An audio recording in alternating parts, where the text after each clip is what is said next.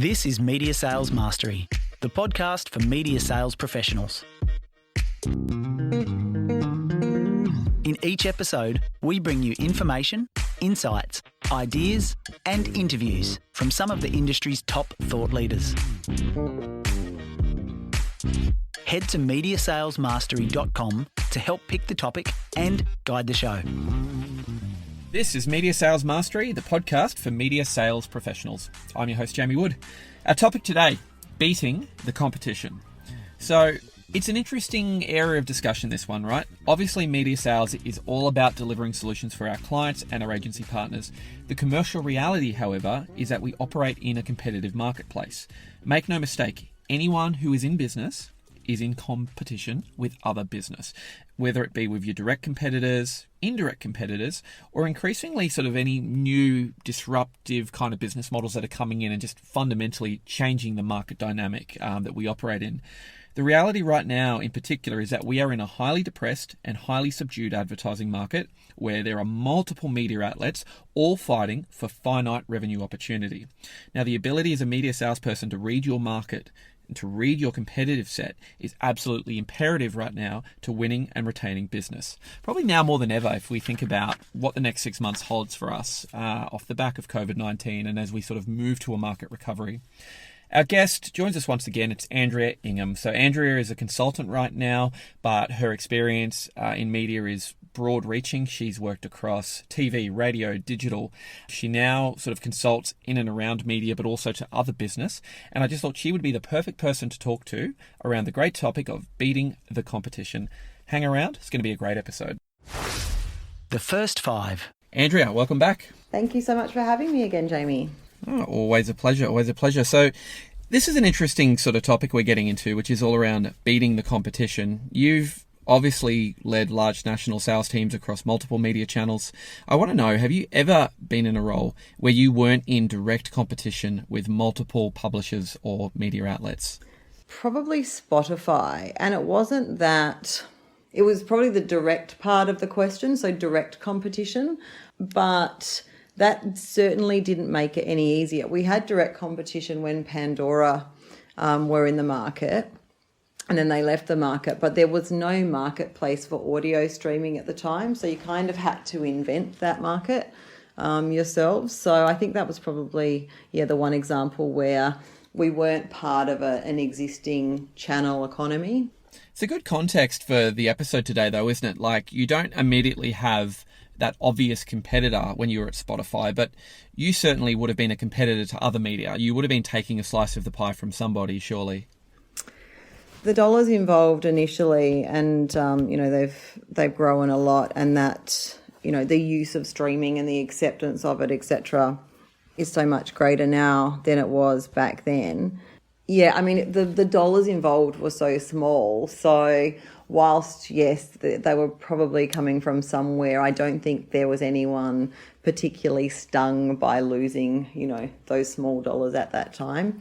They've probably gone to, take a bit more of the radio pie over the years. I think the reason I wanted to ask that question up front was because I think at the moment, and as I said in the intro to this episode, really, if you're in business, you're in competition. Now, most media salespeople are going to be in competition with other direct competitors, so people that are also selling their own channel. But I thought your background was interesting, where you did work for a couple of new publishers that sort of launched to market that maybe weren't in a market where there was a comparable offering, at least not initially. And I was just curious about that because as we go into the next probably 6-12 months, it's probably fair to say that the heat is going to be on and the gloves are going to be off for a lot of media salespeople that are competing for finite revenue in a very, very tight marketplace. Tell us a bit about, what you've been doing lately in your consultancy at the moment. Are you sort of finding just across all categories, businesses are having a similar competitive challenge at the moment? It's interesting. I'm working with 3 businesses at the moment in different capacities. One of them is a completely new business that's just starting. So that's really starting from fresh. And I think we can all envisage what that entails. there'll be growing teams. I'm working on the commercial strategy for that. Then I'm working with two more established businesses. One of them is absolutely booming because they're in gaming, as in board games, like physical games. So they're seeing a huge increase in sales. And the other business is a more traditional wholesale business. Yeah, I'm just looking at helping them kind of transform their business slightly. Nothing massive because it's an established business. They're just looking for for small growth. Fantastic. Well, it sounds very interesting. Sounds like a sort of an interesting time to really be launching a new consultancy at the moment. And I dare say there's a lot of businesses with some different challenges brought on by COVID and a bit of a shifting marketplace. But the context of today is obviously all around, how to beat the competition in the media sales context. So let's jump into it. Media Sales Mastery. So let's talk about competitive analysis. How does a media salesperson actually identify and fast track their knowledge of who their competitors are in a marketplace? I think any business needs to know, have a really deep understanding of what it is they're doing, where they fit in the marketplace, who the competitors are. And like the old SWOT analysis is not a bad place to start. Whilst they seem pretty simple, when you sit down and try and, start filling one out, it can be hard to identify certain areas. And I think that's it's quite a good starting point. I do think there are some businesses that get a little too internal. And so it's great to be able to go to the marketplace if you can with some kind of surveying to get some data, external data as well. Yeah, and I think it's an interesting point around being competitor focused versus being maybe competitor obsessed and finding that balance where you still want to focus on your business, your unique proposition, your clients, because sometimes that noise of competitors can be a little bit all consuming and almost unnecessary, can't it? Oh, and I think you look back a few years ago and there were some heritage businesses, no naming and shaming, but you have a look at what happened with television and you had networks that were fighting each other for share of what was becoming a diminishing pie with other video competitors coming in, with offering, incredible data, etc., to support, what they were selling to clients. And I think that was a very short-sighted move at the time. And I think, something that they probably deeply regret now, because they weren't able to move as quickly to combat that competition. Yeah, it's a good point because I think you mentioned a SWOT analysis, and I think one of the big failings of a lot of SWOT analysis is that people typically do it in respect to their channel. So it's like, where do we sit against our other 2 or 3 key competitors who do exactly what we do? And oftentimes when you think about threats, particularly when it comes to threats in a SWOT analysis, I'm amazed how few people actually put down like a new, completely different proposition that just comes and almost kind of nullifies your offering overnight, which we know does happen in media. I think most of these large legacy publishers have this healthy level of paranoia right now around how do we future-proof our business so that we don't maybe go down the path with respect of, say, newspapers, thinking that the rivers of print gold were just going to flow forever and not actually get disrupted by that digital classified model as well. Yeah, or magazines. I mean, you look at what's happened in that sector, very, very sad. As you described, too internal or too worried about what the people across the road as a direct competitor are doing and not looking more broadly. And I think that can happen in Australia particularly because we are so isolated, we are on that island and we need to be taking, some guidance from what's happening overseas. Yeah, no, I'd agree totally. I mean, I think, you raise a good point around not being too competitor obsessed and somewhat it being tailored to the client. But, I think when you're selling in a competitive marketplace and maybe you are one of 5 or 6 publishers that are fundamentally doing the same thing, oftentimes differentiation and like finding your competitive advantage can be really challenging. But I find that media salespeople who actually do have the ability to find those competitive edges and to really leverage them can actually get a great outcome and can oftentimes get a bit of a head start with the market. So I suppose when we talk about competitive advantage, when you were working with sales teams in the past, what is competitive advantage? Why is it so important? And maybe what might be some techniques that a media salesperson could use to uncover and develop what their particular competitive advantage could be? Yeah, I mean, I think being a trusted partner to the client, be it the agency or client directly, is really, really important. When you have a look at what businesses are going through at the moment, being able to rely on someone 100% and know that they're going to deliver, and you don't have to worry that you're going to have to go back with, for example, under delivery in the reporting, etc. So I think that trust factor is huge, and I think more important than it's probably ever been. And I'm sure that's helping people kind of stand out in the crowd at the moment.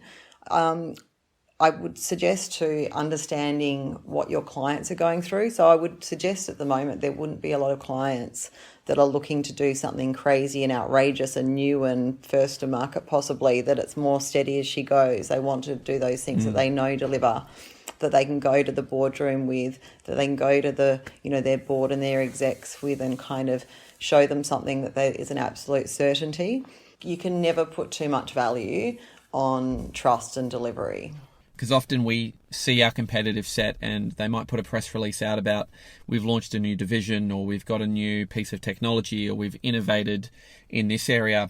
And, when you're selling against that, you can actually get a bit concerned and go, oh, wow, that's going to be really powerful.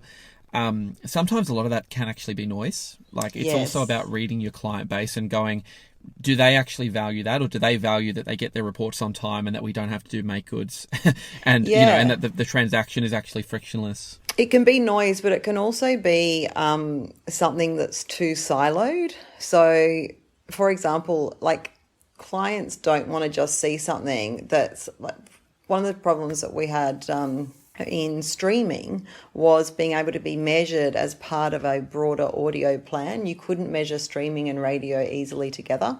And what clients want is, they don't want to know what one station or one channel's delivering. They want to know what the whole schedule across all their media is delivering on aggregate. So you don't want to make it too unique either, that it's kind of sits alone, because that's not how they work. That's not what interests them. They want to see something as a bigger picture.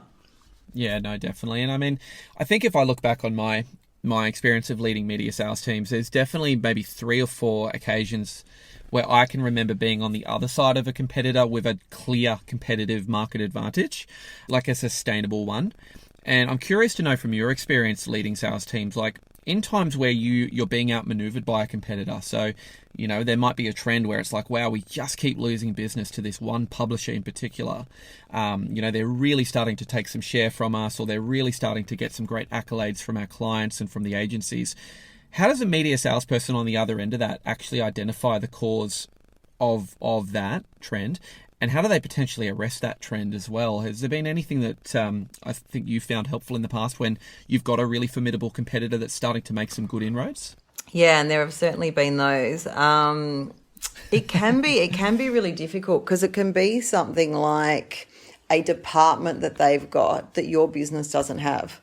They might have, and it might be a department that's almost, for example, they might be, you might be competing against an outlet that's part of a larger media org, so they get to tap into other, as I said, departments or resources that you may not have. So in that case, I think you just need to really have a really, really great focus on what you have to offer. So rather than trying to replicate something in a poor man's version, kind of go, well, that exists. What is it that we've got that's fantastic, and how can we use that to our advantage?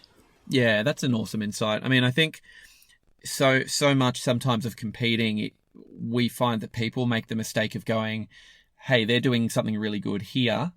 We've got to go let our business, make the people in our business aware that this is where we're losing business and we've got to do this too. And sometimes it's not about that. It's actually about going, how do we differentiate what they're doing, or how do we deposition what they're doing? I mean, that's an interesting one too. Like, I can remember a couple of years ago, our core business at the time had a social media kind of extension onto campaigns. So it was like 4% of the total buy was social media. And that seemed to be the deciding factor in where a lot of business was going at the time. And there was so much internal dialogue around, well, we've got to up our social game. We've got to do this. We've got to do that. And it was kind of a case of going, do we really? Or are we just in a situation where there's this big shiny ball, and our job is actually to bring it back to why the core business is where people's eyes need to be, and do something that's a little bit more differentiated in that space. So sometimes that can actually be a bit of a trap that we fall into, of just becoming a bit of a me too, as opposed to kind of going, well, how do we maybe get ahead of the next trend, or how do we actually just kind of deposition what they're doing, because it is just a bit of smoke and mirrors. Does it actually add value at the client level? That can be difficult with those new shiny toy situations. I think it's sometimes also good to look at the clients that are buying you. So I think sometimes we focus too much on the clients that aren't, and why they aren't, or why they're going somewhere else, because, it's so emotional to lose business. But let's talk to our customers about what they do like about us. And, we all know that, just kind of growing your own customer base. So how can you get your current clients to spend more or keep them happy is also really important. We're always about winning all the time. And I know that is often the fun, exciting part of what we do. But just keeping your current client base happy, or understanding what it is that they love about you, can be really useful information as well. Yeah, and it probably leads on to the next kind of topic or question I had around, we're going to do an episode down the track on sort of sales strategy, like 101 on what sales, or really broader business strategy looks like. But I guess when it comes to beating the competition, really there's two playbooks. There's the going head to head. So in a market, doing fundamentally the same thing as another publisher, and both of you are there fighting over that same client and that same revenue base. And then there's that other kind of strategy of going, how do we maybe get out of the bloodbath of just fighting over the same, contested market space, and how do we go and find clients that maybe no one's talking to, and have that sort of blue ocean? I'm curious to know whether, you've had experience with both of those strategies, and if you could talk broadly to when you might deploy either and which one maybe gets better results, or if it's truly just a case-by-case kind of approach to how you put a strategy together with a sales team for, competing in a marketplace. Yeah, I think it's important to understand, if there is an existing marketplace, trying to grow, particularly as a salesperson, trying to grow a marketplace is probably going to be very, very difficult for one person. So that is something that, you look at industry bodies, you look at, the TV network industry bodies and Commercial Radio Australia, etc., and digital equivalents, and they're trying to grow the marketplace for a whole industry, and even sometimes they struggle. So I think it's just understanding as a salesperson, am I fighting for share of a certain marketplace, or do I need to go and create that economy? And if you're working in a new kind of hyper growth style business, you probably are creating your own economy, and you do need to look in kind of non-obvious places. I've sometimes found it difficult where salespeople have gone from a specific marketplace where they just had to win share all the time. Their skills didn't always translate in newer businesses and growth businesses that didn't have that marketplace. They didn't know where to go and hunt for that business. They were so used to just being briefed and getting a certain whatever share they would win of that brief. It does take a different skill set. It's interesting too, because I think at the moment where we're looking at sort of the impact of just economically of the past 5 or 6 months, those traditional big categories of travel, of retail, of waging and gaming, of sport, they're all being so heavily impacted. And so I guess the other part in this too is looking at it going, it might not be about uncontested market space, so to speak, or growing the market, but it might be about targeting into different categories, or tapping into potential growth categories that maybe you weren't dealing with before as well. And that one to me is always a healthy level of debate too, because I guess, from your experience running sales teams, would you look at it and go, look, that takes a lot of time to go and open up a completely new category versus just competing for those established categories that we know by our channel, that we know see value already? Is there any sort of advice you might have for a salesperson on deciding which one of those might be the right approach forward in the current environment? Like with interest rates, they always say, don't lock them in when they're going down, lock them in when they're going up, because they've hit the bottom. I don't think now is necessarily, and I'm talking, in the very, very current marketplace, it would be a great time necessarily to be looking for new clients or new revenue streams or outlets, because nearly all businesses are under duress and under strain. So what's the likelihood that they're going to be trying someone new? I think it goes back to that kind of trusted partner scenario again, where this is really what you want to do is be doing what you did for businesses before and, being that trusted partner for them. I mean, I was just looking at the SMI numbers that came out this week, and I think the only categories that were increasing their spend were government, which seems like an obvious one, and banks in April. And, the market was back 35%. So the market's, contracted so massively. I think trying to find new revenue streams would be difficult, and it's really more batten down the hatches. I'm very curious about people's perspective on, just time, people and money. Where do you put them? If we've only got a certain amount of time every week, we've got to go get revenue. Like, how do we make sure that the areas we're focusing on offer the greatest possibility for revenue return? And I think you can, at the moment, as a media salesperson, sort of be a little bit kind of caught out as to where you should be putting your time. Like, I'm not getting the returns I used to from these clients. Do I need to go find new opportunities, or do I need to kind of stick it out with my existing client base and tap that growth? Or is it a case of maybe doing a bit of both and having a bit of split focus? It's sort of difficult to really kind of have a one-size-fits-all approach, isn't it? It's very much down to the individual and what they read in the market. I think when the shit really hits the fan like it has currently, I think there is a temptation to react too swiftly. I think you definitely need to do something about it, but it doesn't mean you take your current plan and just throw it away. You take which elements are still relevant, keep them, and then pivot in areas where you need to make some adjustments. I think what can happen is if people get super, super reactive and they start, what are we going to do? And let's do this and let's run over here. And then people get really, really distracted. Now's a good time. As I said, the marketplace in April's, gone back 35%. This is the SMI reported marketplace. I think radio was back 45, outdoor back 60. You can't control that. So what can you be spending your time on to set yourself up for success when things are better? So now is the time that I would be looking at collateral, looking at the story that you're putting together, all the things that you don't have time to do when things are really, really busy. I would be looking at just, getting the armory ready for when things do improve, and they will. Already we're starting to see some good signal from the market that it is returning, albeit slowly, but building month on month. Think about maybe if we jump into this next question around, maybe these big agents. So an agency rep selling a media, where the standard kind of process is that a agency will issue a brief to all publishers, and then it's a case of all of them coming back with a proposal and basically trying to fight for that opportunity. There's a concept called red teaming that the military use, and the whole idea of this is assigning like a small group of people to think like the competition. So it's about having a group of people that are there to almost play devil's advocate with the strategy that's going to be put forward, to pick holes, to identify blind spots, to think like a competitor. So, if in the context of radio, one of the other radio networks, how would they respond to this brief that would be different to us? And, do we need to be mindful of that? And how could we counter that or nullify that? I'm just curious around, for people that are really kind of having that one shot to secure that revenue against 3 or 4 other interested parties. Have you ever used any tactics like that to kind of differentiate or to really have an eye on what the competition are going to respond with? Is that standard practice that media salespeople should start to implement if they're in that kind of a market responding to a brief? Yeah, and again, I think it's where we can get a little too caught up with the marketplace, the competitor. I think it's important to know or have some idea of what you're going to be up against from a negotiation perspective.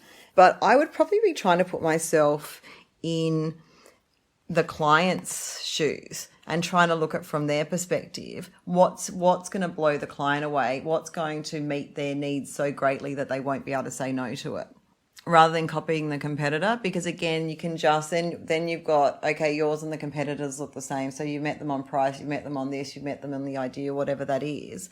So, how does that differentiate yourself, and how helpful is it to the client to have 2 similar looking opportunities? What they want is the one that's going to get their result. Like, what's going to, sell that dress they need to sell, or, whatever category that we're looking at or vertical that we're looking at, what's going to really get them the results that they're looking for, and how are they measuring the success of it?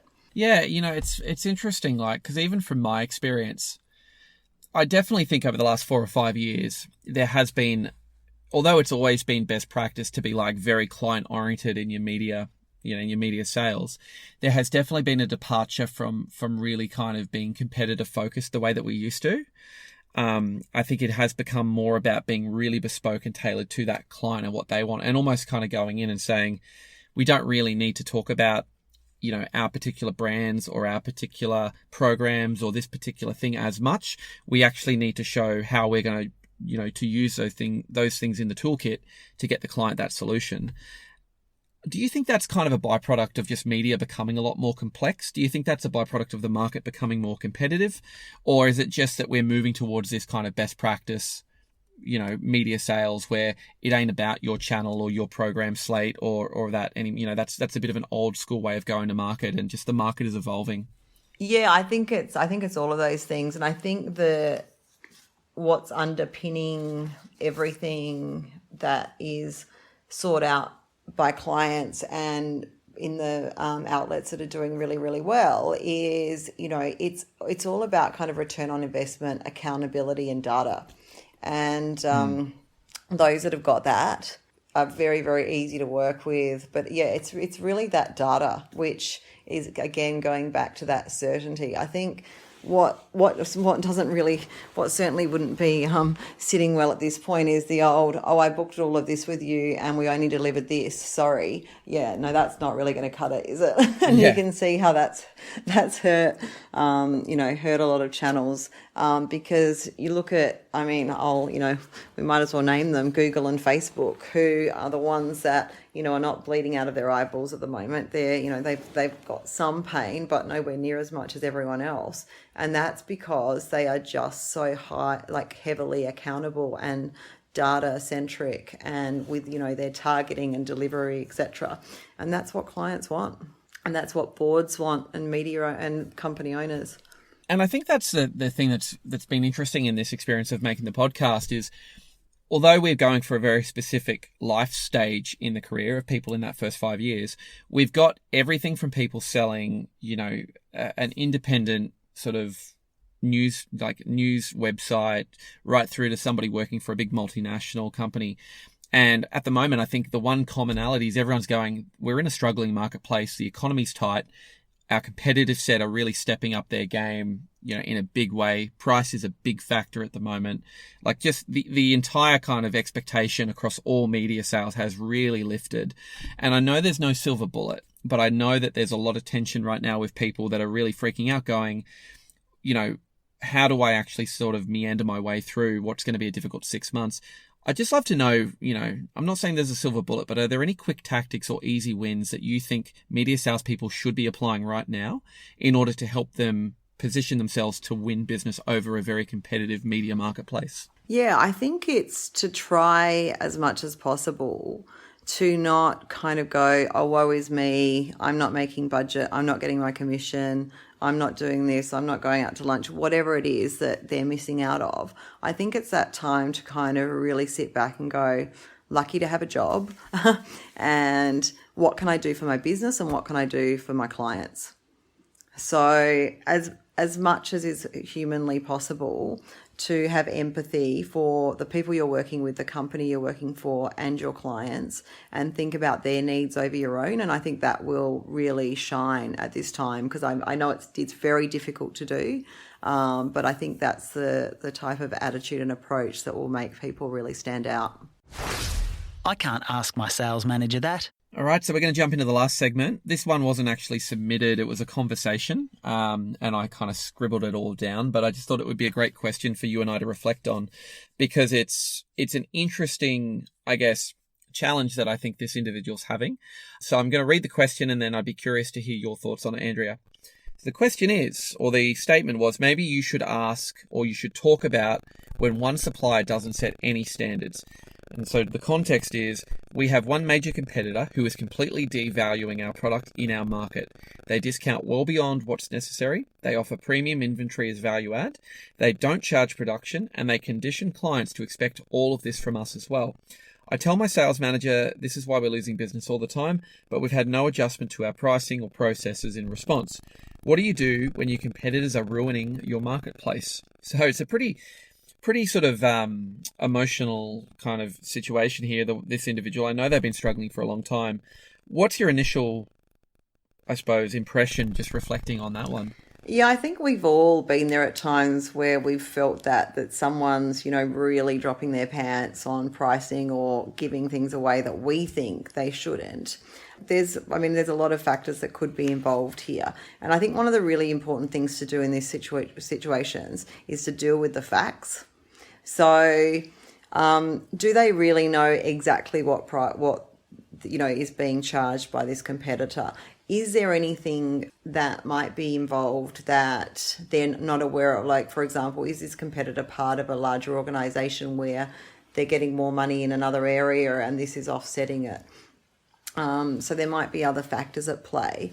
But I think one of the things is if someone is really too low with their pricing and giving away good inventory or product, then they wouldn't be making budget and the business would be struggling. If this business is making their budgets or targets, then maybe they are priced correctly. I mean, there's a pretty easy mathematical equation you can do on your pricing, how much inventory you've got at like whatever the fill level you think you can get to is maximum fill level, call it like 92% or something, or 87%.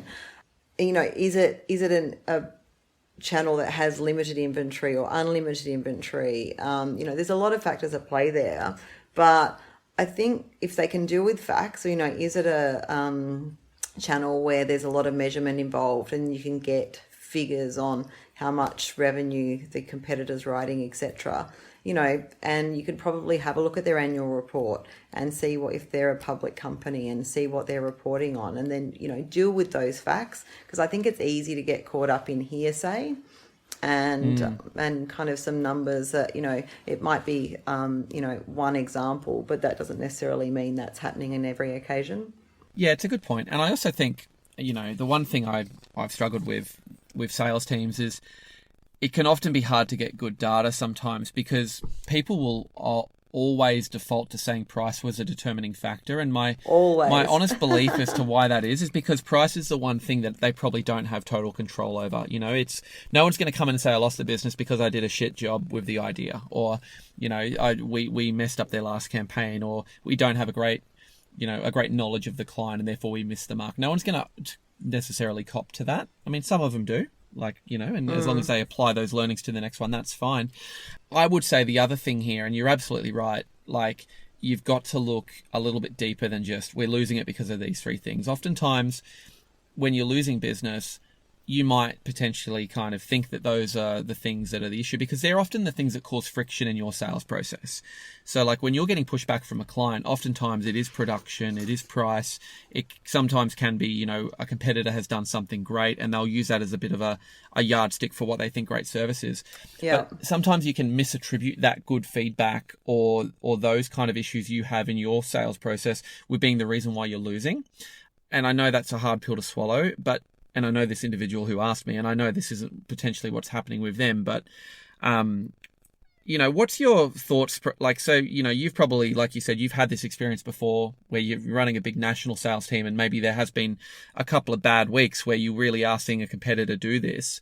What would your response be once you pull that data together and have a bit more of a kind of view of what's going on? What might be the next step there to combat that? Yeah, use the data to inform, to either support your current strategy or to help you kind of adjust it with whatever the data is telling you. Is that supporting what you're currently doing, or do you need to make some changes in that? Let's, again, try and take the emotion out of it, deal with the facts, and have a look at your strategy and have a look at there's only so many things that you can adjust within your sale for the client. There's a couple of major factors there, and we all know what they are, and it's that kind of it's the P's, right? And and to sense check them. Have you got the right people with the right product, with the right price, and in the right place for the client to access it? They're the 4 P's, aren't they? I think they are. And and have a look at those and kind of sense check them all. But I think you can go down a bit of a deep dark hole of if you're not using facts and data. And also, we're also looking at business lost. I think, as importantly, let's have a look at the people that are buying you and look for the themes around that. Why, talk to the ones that are as much as the ones that aren't, because the random reason over here that you lost this piece of business is probably less valuable. The information is probably less valuable about that one thing than it is about the hundreds of clients that are buying you. Yeah, it's such a good point. I mean, I think an exercise that we don't do enough sometimes is, particularly when you are looking at your competition too closely, is you do have a tendency to look at all their shiny toys and you almost kind of miss an opportunity to reflect on what you have, that they'd be looking across at you with envy, if that makes sense. Absolutely. It's the social media example you gave before that, it was, it seemed that people were buying it because of this, this 4% social media piece over here, not the 96% of the other. I think there can be a bit of that in it as well. It's really, really hard, particularly if you're dealing with really large clients and really large pieces of business. Sometimes it can be really hard to get to the bottom of the actual reason why. So, and you can spend your whole time worrying about that and not enough time, pitching on the next piece of business. Yeah, no, you're exactly right. And I also think, and this doesn't work all the time, but sometimes that exercise of going through what your proposition is and actually going, what do we have that is truly unique, that the market values, that our competitors actually couldn't replicate or would have a very difficult time replicating? Sometimes that can actually lead you down the path, particularly if you're doing analysis of one business and kind of looking at it and going, what were maybe the deciding factors of us winning this money?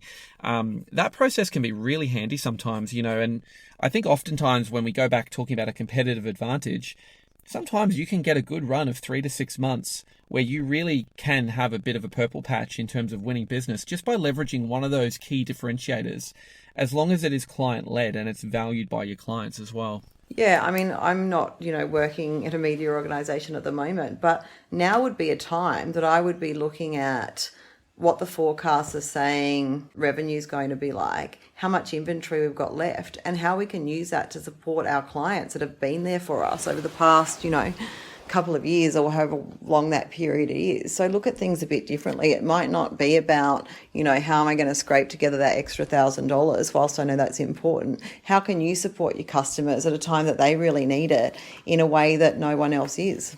Yeah, really good point. And definitely a great way to draw this to a close around playing the long game. It is all about taking that broader, longer term view here and not being too distracted by the immediate pressure or the immediate competitive threat. It's about going, how do we actually build this thing so that we've got, a viable business, a viable customer base, a viable market to work in for the long term, irrespective of if the market's good or soft or challenging like it will be for the next little while. Andrea, is there any sort of parting thought you had for the audience? And also, I know you've offered kindly in the past, but would love to just know how the guys might be able to get in touch with you if they have any further questions as well. Yeah, sure. They can get me on LinkedIn, so they can connect with me. I will definitely accept the connection, and they can message me through there. And I look at that pretty regularly. I was replying to a few messages just before we started speaking, actually. So that's an easy way. So Andrea Ingham on LinkedIn.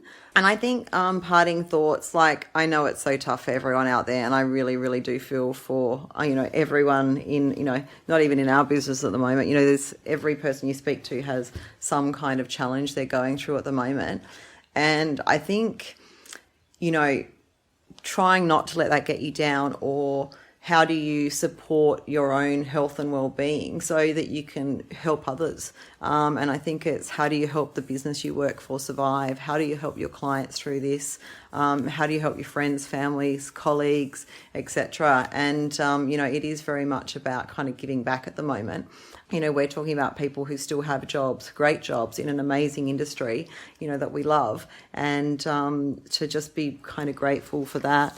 And not get too caught up in, this short period of time, because it will end. And as you say, we can already see some green shoots, and it will get better. So look at the longer game. Yeah, you might need to make some small adjustments, but what you were doing before wasn't terrible, and there might be some slight adjustments, but keep doing what we know works, and that is keeping the client at the center of everything that we do. Awesome. Really, really good point there around making sure that we are taking care of our own mental health and we aren't sort of getting too lost in the rabbit hole that we can go down of a bit of panic in a tough condition. So I think that was a really good reset for all of us. Andrea, thanks so much as always for being a guest. Thanks for having me. Anytime. I'll make sure that I actually put your contact details in the show notes here for anyone who wants to get in touch. Andrea Ingham, thank you so much. Thank you. You've been listening to Media Sales Mastery, the podcast for media sales professionals. Head to mediasalesmastery.com to help pick the topic, guide the show, and don't forget to subscribe to receive new episodes each week.